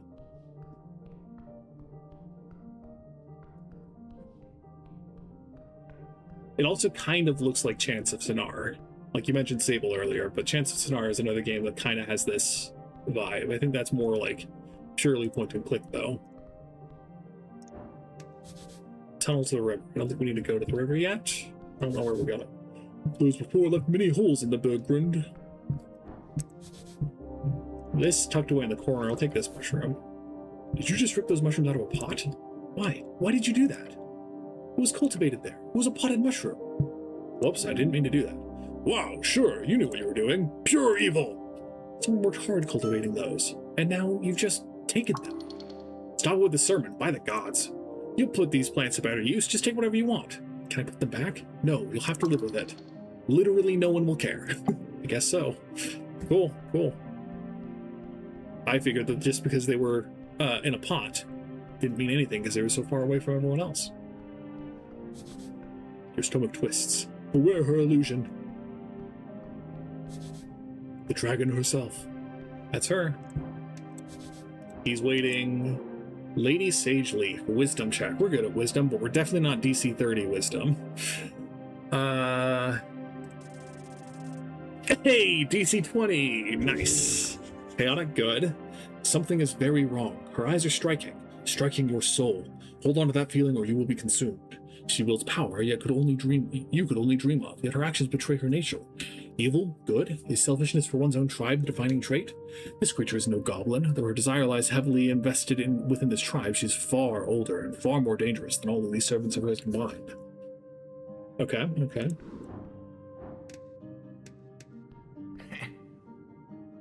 You approach him below a sprawling tree. This bulbous goblin stands proud beside his master. Go ahead, cleric. With a proud smirk, he motions towards the wooden throne. Much of his personhood hinges upon that throne and its owner. You should stand before the throne, address her court.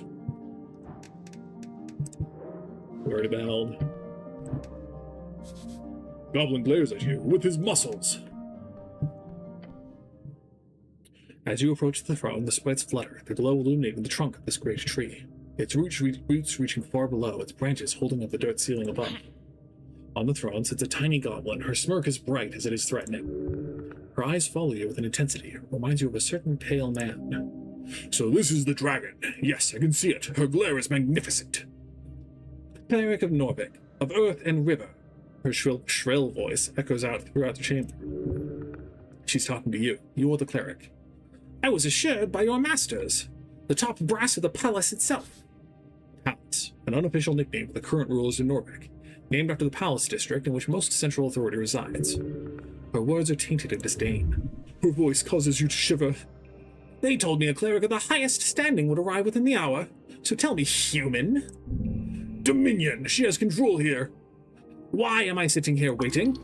It's not that late. It's only been like a day. An immense presence. You have no power here. Every word you say here could have a profound impact on the rest of this quest of yours. My apologies, lady. Her frown turns into a weary expression. Whatever. She does not feel like mauling you now. You're dancing on a fine line. Yours is a frightful presence. You can't take this much longer. You need to get out of here. Do not become frightened. 50-50 shot? Of course not. So I'm frightened. No. No. Shit. Get out of here. Turn and run. Adrenaline keeps your legs from buckling under the intense duress as you turn and run. Let out a high-pitched scream. It echoes down in the depths between trees and fungi-covered cavern walls. Whatever reaction the goblins have to your retreat, you are not around to see or hear it. Where am I? You ran for quite a while. When your mind calms itself, you're sitting inside of an empty barrel. How did I get here? Fear. It goes a long way sometimes. Wait, I hid in a barrel? More or less. The dragon chased you. Maybe. Leave the barrel. As you do, you realize the barrel is but one of many, located in a tunnel you've never seen before. There I see him. Cleric! Uh-oh. Cleric, you've now wasted another precious hour. Please do not run away again. She is containing her rage. Running away is always an option. The fact you're still alive means it's also a smart option. You see Snell panting next to the throne. He's been running around for nearly an hour looking for you. The goblin is dedicated. You'll give him that. I think not my fault you're scary. She takes a deep breath. He squints, getting ready for another explosion. It is, however, she says, entirely our problem that you're incapable of even... She stops herself. Let us continue. The dragon leans on her armchair, letting out an exhausted groan. It is vexing to watch my streets descend so far. Are you even aware, cleric? A local business caught up in an inferno in the middle of the day, right on Pillar Road? My road? The way she says that causes you to tremble. And yet Magistrate Darrow, she spits out, the name like it's a curse word, he alone believes the Halfway Bridge tribe does not have jurisdiction over... jurisdiction over this particular location.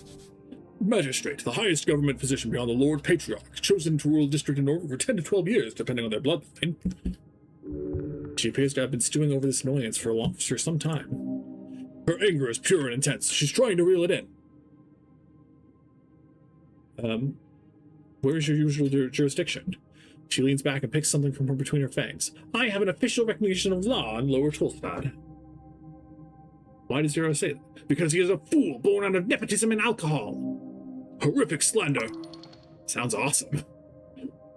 Where exactly is the tea shop located? She glares at you. It is, or was, rented out of a corner of the central fort, just above the holes next to the pillar. The holes, common slang for the central spire of apartments in Tolstad. The lower ones are less fancy. She snaps her fingers towards the goblin on her right. That means it's part of the core foundation of this island fortress. Therefore, the property is illegally an underground rental unit. He says, bowing his head. Lady? My people have been handling that damn crow's contract for years. But no, suddenly when the entire unit goes up in flames, that's when my people no longer have the right to enter the premises to deal with it, to clean up even. No, suddenly it's the city's business, and we should keep our noses out of it. Corruption, plain and simple. I mean, let's say sounds shady. Her sharp glare stabs at you. Normal business in Norvik. And don't get me started on the actual effect this has on my people. Snell, she says, and beckons towards the comely goblin. He approaches the roots and takes a bow. Lady Sageleaf. Then he turns to you. The magistrate says there was an accident involving fireplace failure. They've yet to send anyone in to actually investigate the scene. You want to check it out yourselves? Of course. The lady glances at him, to which he responds by making a nervous face. He's embarrassed. This explosion occurred on the 21st of March, just past noon. Who were the injured? We've only managed to get one name in the chaos. A certain Frank, son of Frank, was said to have walked away with lesser burns. That's sort of a prefix used by Earthfolk, a human, most likely. Earthfolk, the people of Earth, the ancestors of those who reconquered the Ascani coast. True mythological heroes. Huh, that ain't a real name. He was apparently dressed in a fancy yellow outfit, whatever that means. Beyond that, we have some conflicting accounts. One person said, quote, he looked like one of them dungeoneers, you hear? A real adventuring man, end quote. Another said he was looking to get out of trouble, heading right down the stairs to Waterlane. Either went down into the dungeon or over to Waterlane, got it. And remember, if he's wearing yellow, he's got style.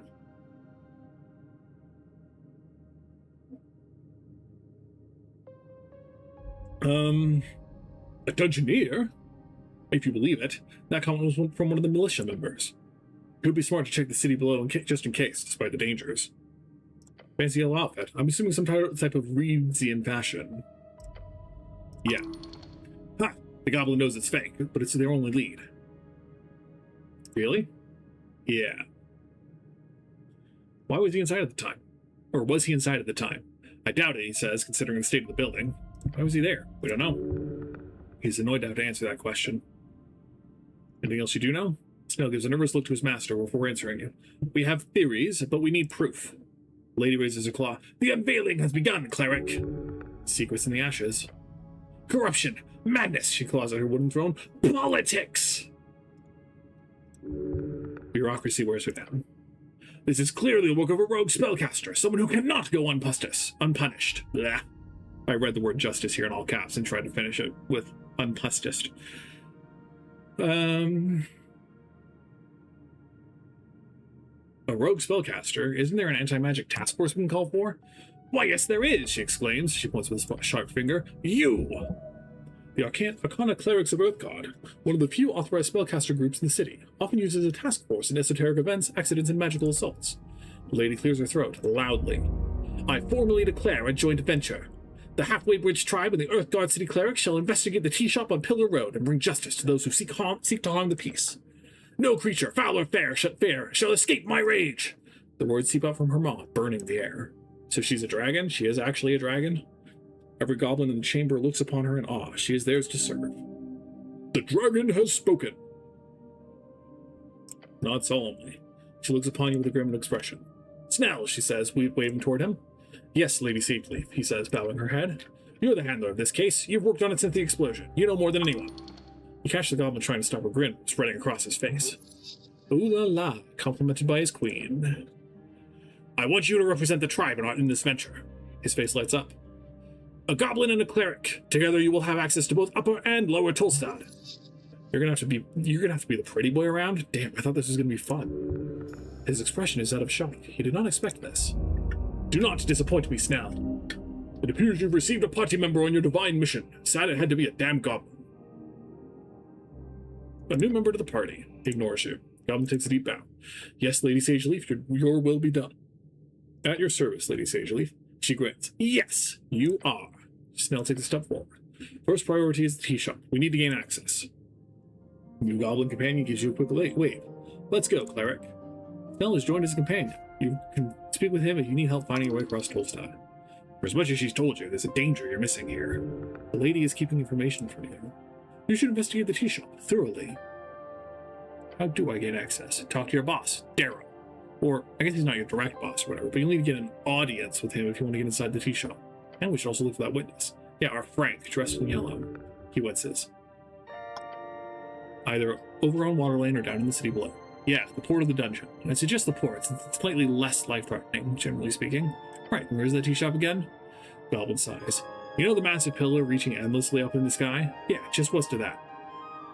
I like you already, Snell. Oh, yeah, mutual for sure. Let's go. Neat. Tunnel to Central Toolstad.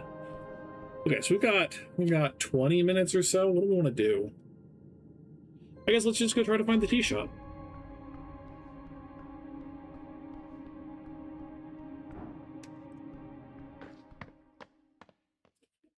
This talent of yours is the only reason you're not a complete social outcast. The Sacred River fights against Red Rocks.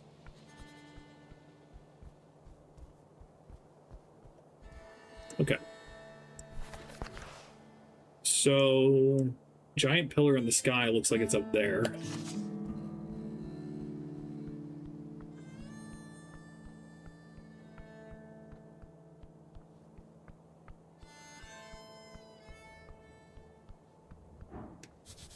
Sleeping for service come back after midnight-ish. She's still waiting for her friend. Yeah.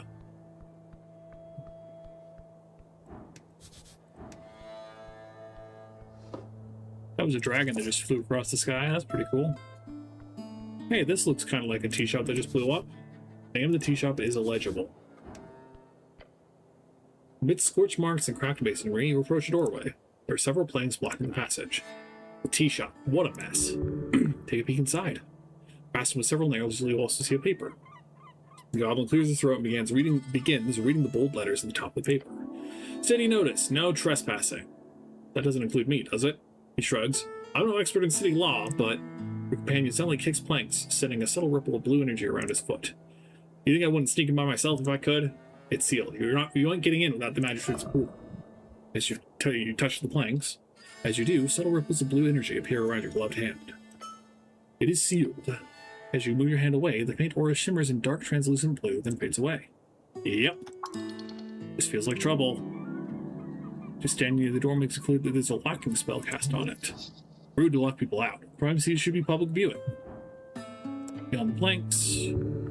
Counter. Falling wooden beams. A scorched mess. Rounded scorch marks.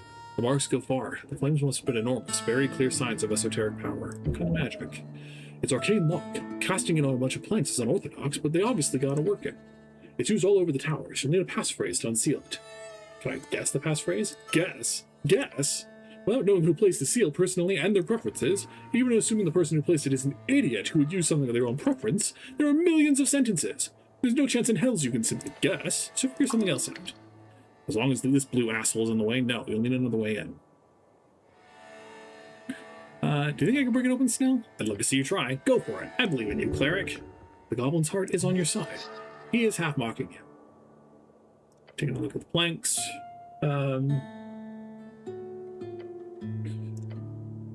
It then continues with finer writing. By the order of the Coinloid Darrow, the following premises are under city seizure until under suspicion of criminal offense. Unlawful trespassing will be liable under 13 holster contempt. 13 holster? You've heard that at some point. You'll get into trouble if you enter the tea shop without talking to the Coinloid first. Turn to Snell. The tea shop that blew up, eh? It sure did. It was one hell of a blast, but the structure's still standing. Dwarven engineering. Looks like shit. Boy, can it take a hit. Okay, so where is Coinloid Darrow?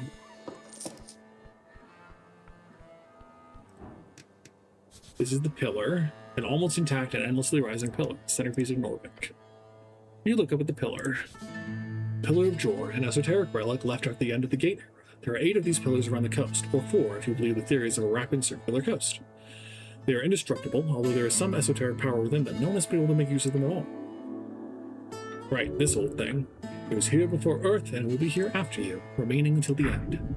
A gate to another time. I make money off this thing? No way. They don't even take admission to see it, since it's such a trivial sight. It's a bit of a tourist destination, supposedly. Most people who travel the coast have seen them before. It's not that interesting. Looks a bit broken. Cracked? Yes. You're certain it was indestructible, but it clearly once was not. Several pieces of the pillar float around in the air, especially as it reaches upward in the clouds of the sky. What kind of power would be capable of damaging this? Gods. So what do we do with it? You can always attempt to focus on it. Learn from this ancient relic. Since you're the master of all esoteric things, you could probably crack the secret of the pillar, but I failed that intelligence check. Learn how it works, and master it, and gain ultimate power, and so on. As you get closer, as you do, you feel the air itself tingle. How, he is speaking to you. Touch the pillar. Pillar or drawer. You place a hand upon the surface. A light tingle spreads across your palm. This is a magical object. Have a feeling that you can meditate here. It will take some time, but it could prove invaluable. Sure, let's try meditating here. Close your eyes. That did take a while. You shape your mind into an arrow, shooting it out towards the esoteric force. Find the rhythm to Jorah's realm. Hear his voice. The cold rock of the pillar turns warm in your palm. You've marked it with your spirit. Marked it? What? You're unsure, but you feel like there are more spots you need to investigate. Warm and deep. Goes deep down and far up. You lift your hand from the surface and you're able to see normally again. But you feel like you've learned something. You must keep looking. Soon the pillar's secret will be revealed. You understand plainly. There is more to this pillar you need to investigate in time and further below. Okay. Cool. Auto-saving. That's always a concern. We'll try for the trash can. You never know what you can find. You reach in the bin and pull out a somewhat intact cardamom treat. No, do not. You did not. Let me get this clear. You find yourself on a pillar road. You see a cardamom treat in the bin. It's been out there for gods know how long, and you think to yourself, what the hell, I'll just eat some trash. It's done. You're too late. Hold up your prize and smile. Listen, man, maybe you don't know what exactly is going on in this world of ours, but you don't need to lower yourself this way. Correct. A man does not consume garbage, unless it's very tasty garbage. Taking stuff is great, but you can't just take half-eaten pastry out of the trash, man. The goblin glares at you. Ignore the voices, they don't control me. I'll trifle with a box. Sure. They haven't... Do I need to equip these? Like... You don't wear stuff like that. Anyway.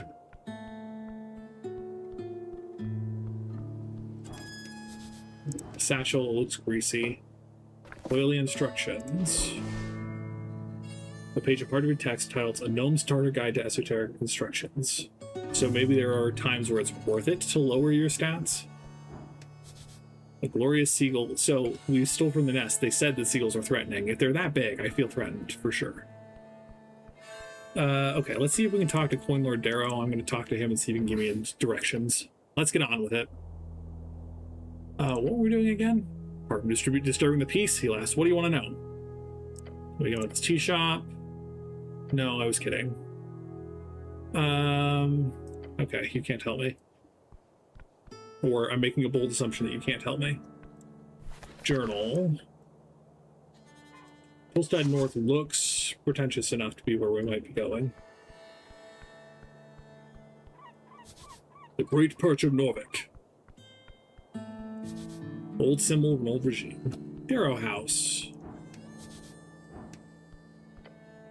The wooden boards have faintly glowing lettering on them. Floating just an inch off the surface, the name of several locations are spelled out. A common type of magical ink creates permanent messages on any surface, until dispelled, of course. This appears to be the more advanced kind of magical mouth-like ability. You can react to commands and reshape temporarily. Which way is the Darrow House? Up the temple slope and the golden stairs. You got it. Ancestral home of the Darrows, one of the most influential noble families in Norvik. So up the stairs and the golden something. Youth Asgol Modissa. A college student, then? Girl on a mission. She's out to fight for the green, no matter the battle. Her brash exterior is no fakery. It is her heart worn on each of her sleeves. She's a writer class, you say? Oh, this is the Darrow House. Oh, wait, no. North is to the Darrow House.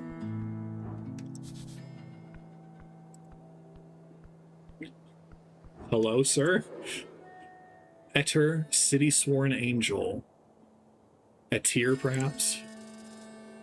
Okay, 13.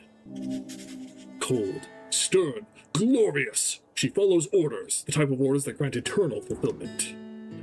Do I want to talk? You're going to be very interesting to talk to, but there's still a little time left. We gotta talk to the angel, I'm sorry. In the Coin Lord's garden, you encounter a porcelain specter. Polished armor, inhuman. Her presence is both ethereal and demanding. She floats gently in the air, strangely unaffected by the river winds. Note the biblically accurate angel eyes around her in a halo. Your goblin companion keeps his distance, muttering under his breath a word of disdain. Angel. Angel. The creature does not turn to face you. Instead, her many eyes simply pivot their gaze. Arcane cleric, she echoes, of the palace, script house, and earth god. The flowers of the Cornloid's garden dance beneath her, slaves to her beauty. This is the one. The Valkyrie, or this Valkyrie. Keep her safe. You? Keep her safe? She'll wreck you, buddy. Beware. Run. She now lifts her chin. Then she opens her mouth to speak in a projected cold tone.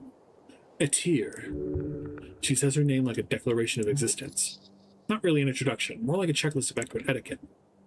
As she states her name, you realize her mouth is not moving. Telepathic communication. The goblin gives you an uncomfortable look. He clearly does not enjoy having telepathic conversations like this. Belle is joining in the mind talk? Great. That's a nice name. She does not respond. Speaking with its ethereal creature is unnerving. Whatever you do, don't mention the eyes. You should mention it, the eyes. She'll appreciate it. She would destroy you. She is too powerful. The angel would step upon your soul.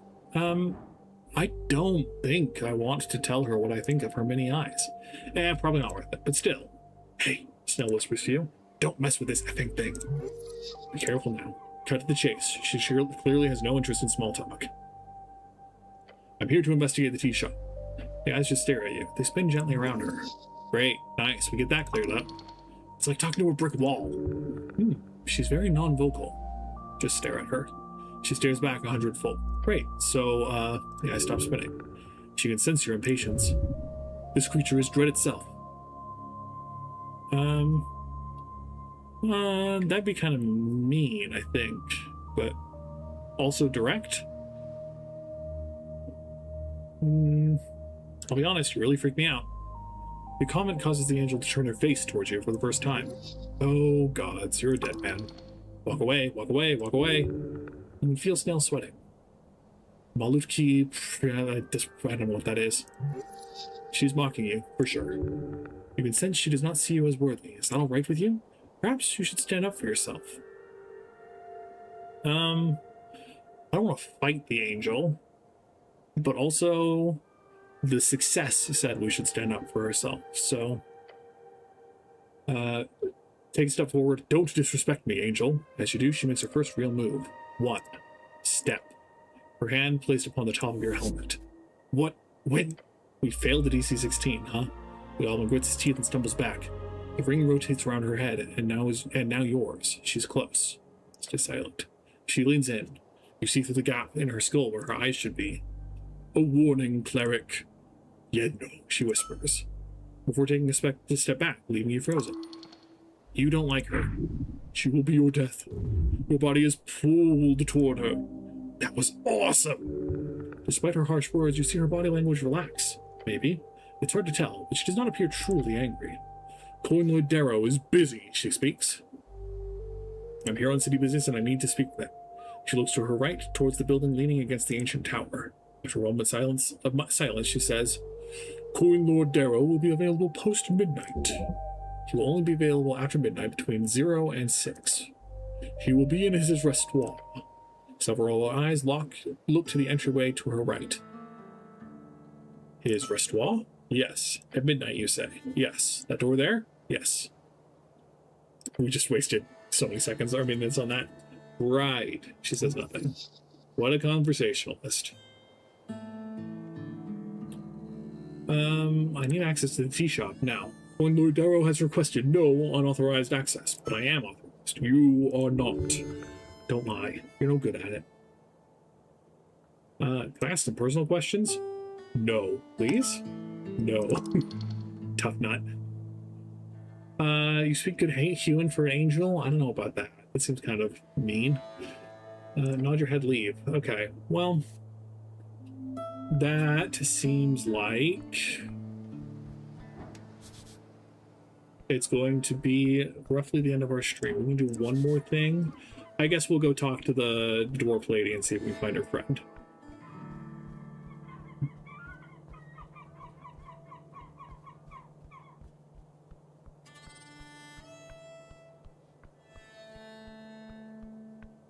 So again, it doesn't seem like walking causes time to pass.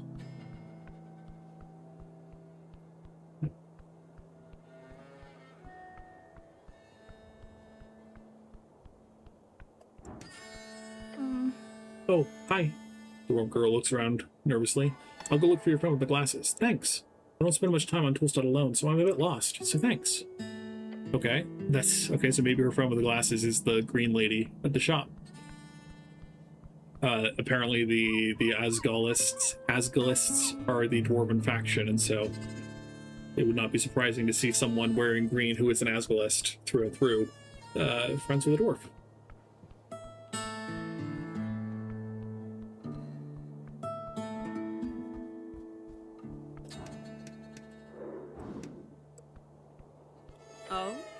You see a girl with glasses stuffing a mail slot with a magazine. Yeah, that's not a courier, he whispers to you. What do you mean, Stell? She's delivering the news clearly. Hello, citizen. What are you doing? The youth girl gives up on trying to jam the slightly too large paper into the mailbox opening. Huh? She looks up at you, adjusting her glasses. What's going on here? I don't have time for this. Modissa! You hear a voice call out from the alley. Let's go! She glances at the stack of papers and mutters to herself. Shit. We gotta get done before evening, otherwise Waterling is screwed.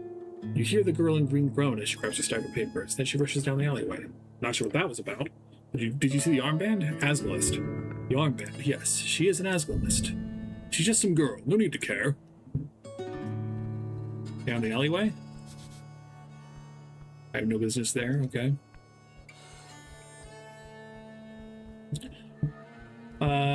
Friend girl with glasses, huh?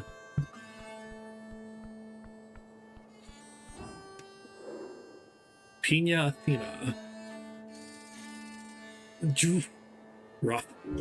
Sorcerer. Strange. There's something not quite right about this elf in the corner of the fortress. Standing on the corner, you see a woman in a green coat. Her intense gaze focused on the cityscape horizon across the river. Careful, cleric. You see to slip and fall here, Snell says under his breath. Greetings, citizen.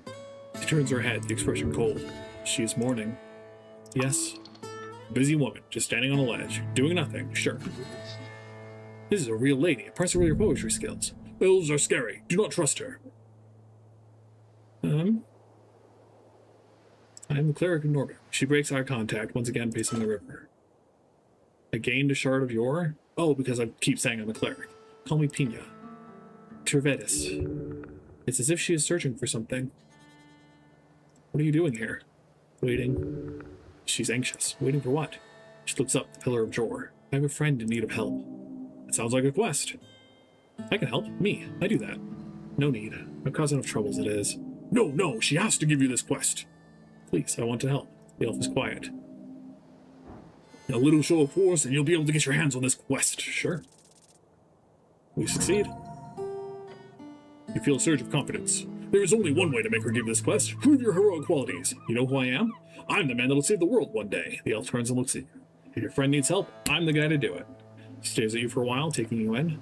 Then she gives you a little smile. Success! Tell me. She looks away once more. There's a paladin. Lord Gorm of Norvik. Lord Gorm, the last anointed paladin of Earth. One of the original faces of the Party of Norvik. He went missing months ago, and many believe he's abandoned his post. Party of Norvik, the inheritors of Earth's will, a theocratic organization founded to uphold the old ways, headed by magistrates and 20-something noble families. Is he in trouble? He is a city paladin. He's lost his way completely. Is he here on Tolstad? She glances towards the pillar. Her look is stern. He's close. She means he is physically close, but spiritually far gone. Or the other way around. I cannot say much, but I could just have one more chance. She holds back great anger and sadness.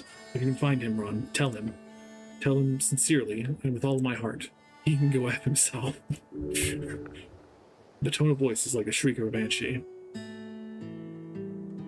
Where can I find him? She shakes her head. Can you tell me anything that will help on this quest? Leaning forward, she whispers to you. One thing. Lord Gorm might be lost. She smiles. But you don't have to be. She looks up towards the clouds, so the pillar just disappears into the blue. I'll find him and let you know. Thank you. Quest acquired. Well done. Now you just need to find a lost, drunk, famous paladin somewhere in this massive city. Fun times. How are you connected to this missing paladin? You can't talk about it? She nods. What do you know about the tea shop? Sad what happened. She looks down to the river. I agree, a tragedy. Tea shops are sacred. The elf does not even appear to listen to you. He simply nods and mutters. Are you here to look into the tea shop? More or less. Oh, what do you think happened? Rogue spellcaster. You see the elf look at you with her piercing eyes. Thank you for your service. It's my duty, nothing else. The elf says nothing and turns away. Talkative lady. She is grieving. Bow your head and leave. You feel great emotion well up inside as you turn to leave. Tears. Tears for her and her friend. Hey, Cleric, are you okay? It's just a lot. He glances out at the horizon. Yeah, sure, I get you. He thinks the view is wonderful as well. This journey will take much. Okay, cool. Cool, so there's a drunk paladin somewhere in the city. I guess that's runes for URTH, Earth. Anyway. Okay, I think that's what we're going to call it today. So I mostly just wanted to check this game out. It's really cool. I'm interested, but I don't know how interested I am in continuing to play. So there's always a chance I'll play the... Okay, let's be real. That was a lot of talking, and I don't think I'm gonna do another stream of this. But it was fun. It was cool. Worth checking out if this looks fun to you, if you like Disco Elysium, if you like Dungeons & Dragons. It seems like a very well-written, tongue-in-cheek comedy kind of campaign. So, let's see. Can I save? I can save. Create a new save file. Dex slash. I can't do a slash. Is Eric. Cool. Cool. So, thank you for watching. As always, I hope you enjoyed, and if you did, feel free to like or subscribe, etc., or do both. You know, you do you. This week, we have more Elden Ring on Thursday. I think Gamescom is also on Thursday, and so the stream might be at a different time. Look for the post or whatever. Look for the thumbnail. Stream waiting, because I would like to watch Gamescom. I'm probably not going to stream it when it happens. We'll see. My gut says no, but I might do it. We'll see what I'm feeling. I like to do watch-alongs, but also I think most people don't care, so we'll see about that. But I think that's on Thursday, and then Friday we'll be playing whatever game we roll on our wheel on Thursday. So I've got 4 games currently. I want to add one more, but I also might take one off because I'm not really feeling like playing it, and I don't want it to get rolled. But we'll see. I'll think about it, and I will hopefully have made the decision by Thursday. So once again, thank you for watching, and I hope you have a good week. I hope things happen that are pleasant and fun and enjoyable for you. If not, rough. That's rough, buddy. But, you know, them's the breaks in our day and age. Thank you for watching, and as always, bye-bye!